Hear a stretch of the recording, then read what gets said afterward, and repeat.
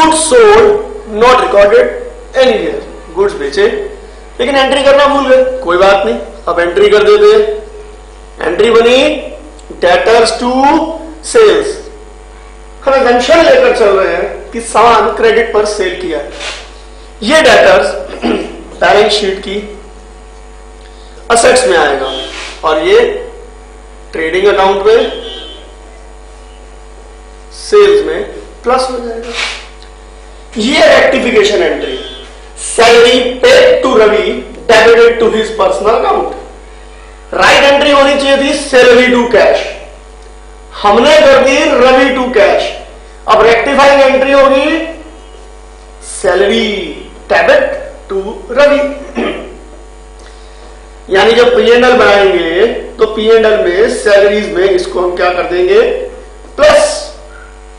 अब रवि की बात करते हैं, या तो रवि बैलेंस शीट में अलग से गिवन होगा, नहीं तो रवि डेटर्स में डेबिट साइड पर चला गया होगा। एज पर द सिचुएशन, अगर हमें ट्रायल बैलेंस में रवि नजर आ रहा है तो रवि में से माइनस करके इसका बैलेंस क्या कर देंगे 0, नहीं तो डेटर्स में से हम इसको क्या कर देंगे minus. Typewriter purchased debited to purchase account. अगर हम टाइपराइटर खरीदते हैं, ये हमारा कैपिटल एक्सपेंडिचर है, हमें डेबिट किसमें करना चाहिए टाइपराइटर। हमने गलती से किसे डेबिट कर दिया परचेज को, तो रेक्टिफिकेशन एंट्री होगी टाइपराइटर डेबिटेड टू परचेजेस, यानी टाइपराइटर बैलेंस शीट की असेट्स में आएगा। और गलती से जो हमने by mistake error of principle किया कि हमने इसे परचेज में दिखाया, हम ट्रेडिंग अकाउंट में इसे माइनस कर देंगे, यानी टाइपराइटर बैलेंस शीट की असेट्स में चला जाएगा और ट्रेडिंग अकाउंट में परचेज में से ये माइनस हो जाएगा। एक और रेक्टिफिकेशन वाली एंट्री है wages paid for installation of machine. ये हमारा कैपिटल एक्सपेंडिचर है। कहते हैं फिक्स्ड असेट्स यूज करने से पहले उसके जितने भी एक्सपेंस हैं उसके लिए हम एक्सपेंस का नाम नहीं लिखते, असेट्स का नाम लिखते हैं। यानी ये जो इंस्टॉलेशन चार्जेस है, इस इंस्टॉलेशन चार्जेस को हमें एंट्री करनी चाहिए थी मशीनरी टू कैश, पर बाय मिस्टेक हमने किसे डेबिट कर दिया वेजेस को। यानी डेबिट करना चाहिए था मशीनरी को, हमने डेबिट कर दिया बाय मिस्टेक वेजेस को। तो मशीनरी देखो बैलेंस शीट की असेट्स में आएगी और इन केस अगर इस पर कोई डेप्रिसिएशन है तो डेप्रिसिएशन इस पर भी लगेगा, जितने महीने के लिए नो डाउट ये इस्तेमाल की गई है। और दूसरा वेजेस में जो गलती से इसे ऐड किया है, हम क्या करेंगे जब ट्रेडिंग अकाउंट बनाएंगे तो इस एरर को रेक्टिफाई कैसे करेंगे, वेजेस में से क्या करेंगे हम माइनस, तो मशीनरी में ऐड हो जाएगा या अलग से बैलेंस शीट में असेट्स में आएगा और वेजेस में से माइनस हो जाएगा। नेक्स्ट है wages paid for erection of cycle shed. Cycle shed building का पार्ट है और हमने गलती से किसे डेबिट कर दिया वेजेस को, यानी हमें डेबिट करना चाहिए था बिल्डिंग को, लेकिन बाय मिस्टेक हमने बिल्डिंग को डेबिट करने की बजाय किसे डेबिट कर दिया वेजेस को। ये हमारी मिस्टेक है, डेबिट करना चाहिए बिल्डिंग को, हमने डेबिट कर दिया वेजेस को। अब हम कैसे करेंगे, कोई बात नहीं, बैलेंस शीट में जब बिल्डिंग लिखेंगे तो ये पोर्शन बिल्डिंग में ऐड हो जाए और ट्रेडिंग अकाउंट में जो बाय मिस्टेक वेजेस ज्यादा दिखा रखी है उस वेजेस में से क्या करेंगे हम इसे minus.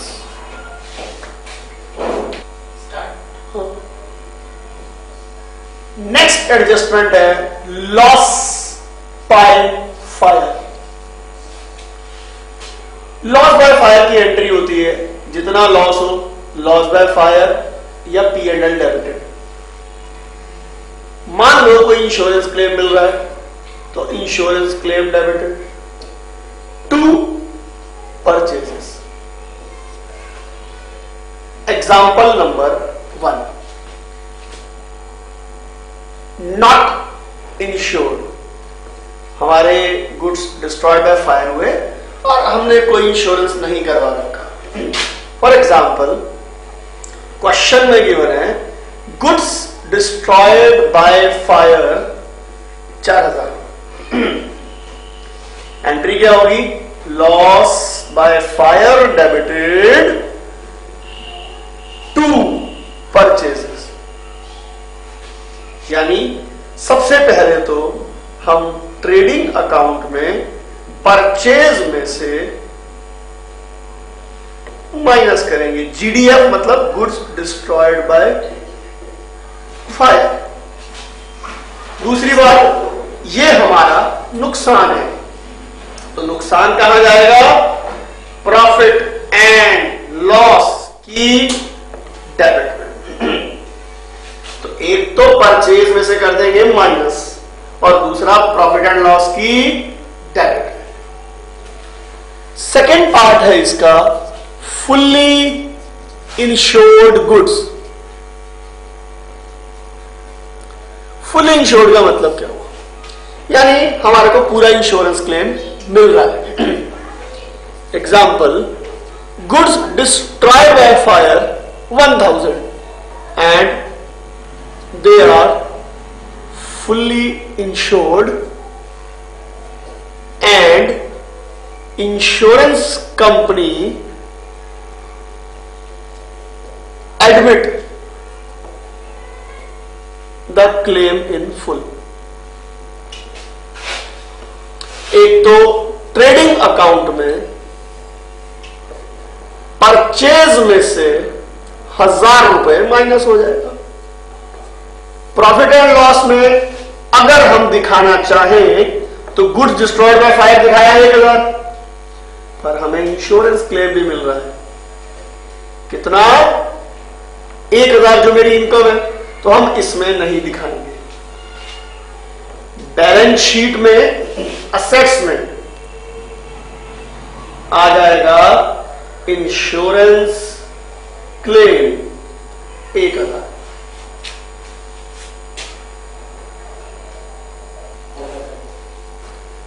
Partly insured. Partly insured का मतलब क्या हुआ? मान लो गुड्स डिस्ट्रॉयड बाय फायर हुए हैं 1000, इंश्योरेंस क्लेम मिल रहा है 700। एक तो ट्रेडिंग अकाउंट की डेबिट में परचेज में से माइनस करेंगे 1000। P&L अकाउंट में डेबिट में आ जाएगा लॉस बाय फायर 300। 1000 रुपए में से 700 रुपए का क्लेम मिला, यानी हमारा लॉस कितना हो गया? 300 रुपीज। और बैलेंस शीट में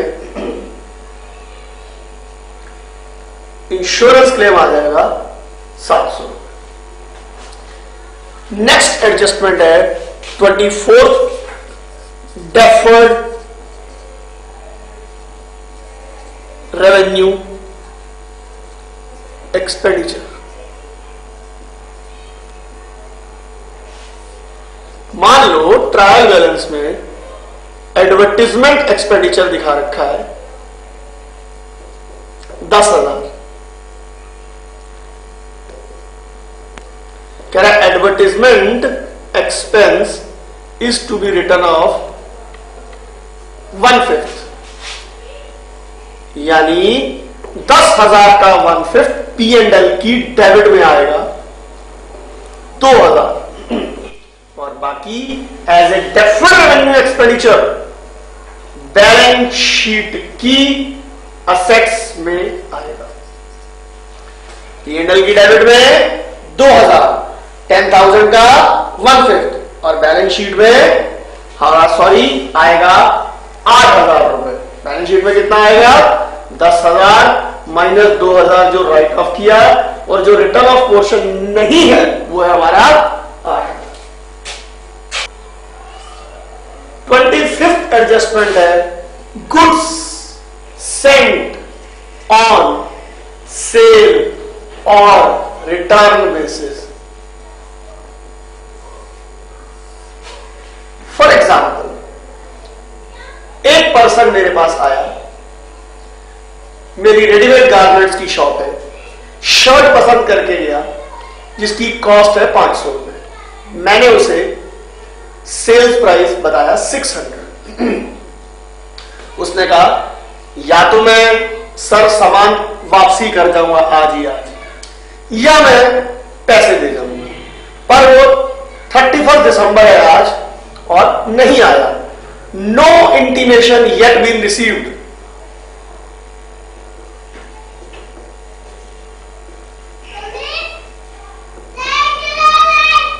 no intimation yet been received. अब हम क्या करें? बाय मिस्टेक हमने इसे ट्रीट कर लिया actual sales. This is the wrong practice. अगर कोई पर्सन हमसे अप्रूवल के लिए गुड्स लेकर जाता है, हमें उसकी कोई भी एंट्री नहीं करनी चाहिए। अब हम बाय मिस्टेक एक्चुअली क्या कर चुके हैं? एक्चुअली डन, हमने उसको क्रेडिट पर सामान माना, हमने अपने डेटर्स बढ़ा दिए, हमने अपनी सेल्स बढ़ा दी, और हमने अपना क्लोजिंग स्टॉक कम कर दिया, जबकि ऐसा हमें कुछ भी नहीं करना चाहिए था। अब इस एंट्री को एज ए रेक्टिफिकेशन एंट्री मानकर कैंसिल करेंगे। नाउ अब एडजस्टमेंट होगी 600 माइनस डेटर से, 600 सेल्स में माइनस, और क्लोजिंग स्टॉक में 500 क्या हो जाएगा? प्लस। ये डेटर्स आएंगे बैलेंस शीट की असेट्स में, सेल्स आएगा ट्रेडिंग अकाउंट में, और क्लोजिंग स्टॉक आप जानते हैं क्लोजिंग स्टॉक आते हैं दो जगह, एक तो ट्रेडिंग की क्रेडिट में और बैलेंस शीट की असेट्स। तो ये हमारी एडजस्टमेंट है। हम डेटर्स में जो 600 रुपए ऐड कर चुके हैं माइनस, सेल्स में जो 600 रुपए ऐड कर चुके हैं माइनस, और हमने क्लोजिंग स्टॉक जो कॉस्ट पर कम किया था उसे हम क्या करेंगे? ऐड। तो इसका इंपैक्ट एक तरीके से 4 जगह पड़ता है। 26 है हमारी इंप्लाइड एडजस्टमेंट। इंप्लाइड एडजस्टमेंट का मतलब होता है जो ट्रायल बैलेंस के अंदर होती है। मान लो ट्रायल बैलेंस में गिवन है loan at the rate of 10% credit में। इसका मतलब ये जो 10% गिवन है दिस इज एडजस्टमेंट। तो हम क्या करेंगे? P&L की डेबिट में दिखाएंगे 1000, बैलेंस शीट में लायबिलिटी में दिखाएंगे 10,000 प्लस 1000 आउटस्टैंडिंग इंटरेस्ट, टोटल कितना दिखाएंगे? 11,000। तो इंप्लाइड एडजस्टमेंट वो होती है अगर कोई परसेंटेज हमें लोन वगैरह के साथ ट्रायल बैलेंस के अंदर हो, तो हम उसे भी एज ए एडजस्टमेंट मानकर सॉल्व करते हैं। Manager commission,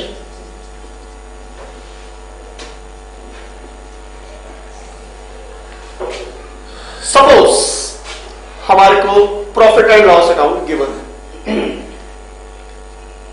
bye gross profit. Suppose हमें गिवन है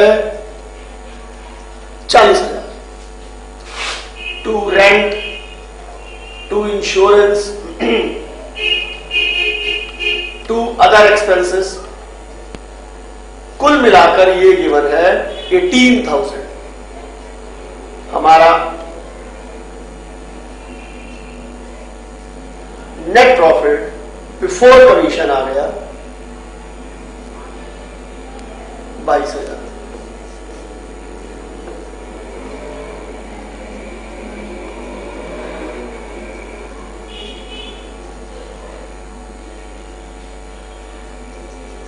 अब हमारी इसमें 2 लैंग्वेजेस हो सकती है। यहां आएगा कमीशन और यहां आएगा नेट प्रॉफिट आफ्टर कमीशन।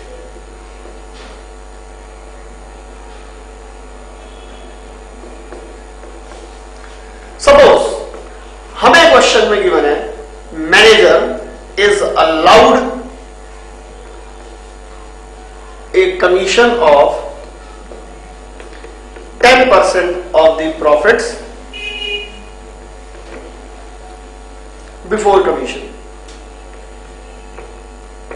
यानी इसमें हमारा कमीशन का फॉर्मूला लगेगा net profit before commission into rate by 100, यानी कि 22,000 इंटू 10/100, ये कितना आएगा 2200। इसको लिखेंगे ऊपर यहां और 19,800। देखो सर ये आएगा दो जगह, एक तो P&L की डेबिट में, दूसरा हमने पे नहीं किया तो बैलेंस शीट की लायबिलिटीज। बी पार्ट, अगर हमें गिवन हो manager is allowed a commission of 10% of the profits after charging such commission. After charging में हमारा कमीशन निकालने का फॉर्मूला होता है नेट प्रॉफिट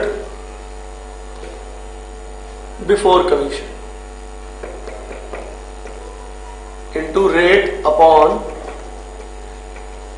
100 प्लस रेट, यानी कि 22,000 इंटू 10/110, ये हमारा आ जाएगा 2,000 रुपए। 28 और लास्ट एडजस्टमेंट है, सपोज ट्रायल बैलेंस के अंदर हमारे को गिवन है कार 40,000 रुपए और कार एक्सपेंसेस मान लो पेट्रोल 2,000 रुपए। नीचे एडजस्टमेंट में गिवन है डेप्रीसिएशन ऑन कार 10%, साथ में गिवन है car is used for business and private purposes equally. इसका मतलब डेप्रीसिएशन ऑन कार कितना आया 4,000, कार के एक्सपेंस कितने हैं 2,000, 4,000 का 50% 2,000 P&L की डेबिट में आएगा और 50% यानी कि 2,000 इसे हम मानेंगे ड्रॉइंग्स और कहां जाएगा ये कैपिटल में से माइनस। और जो भी कार के एक्सपेंसेस हैं 1,000 जाएंगे P&L में और 1,000 ड्रॉइंग्स मानकर कैपिटल में से माइनस हो जाएंगे। यानी अगर कोई एसेट्स पर्सनल यूज के लिए इस्तेमाल होती है तो जितना पोर्शन पर्सनल यूज के लिए इस्तेमाल हो रहा है वो कैपिटल में से माइनस हो।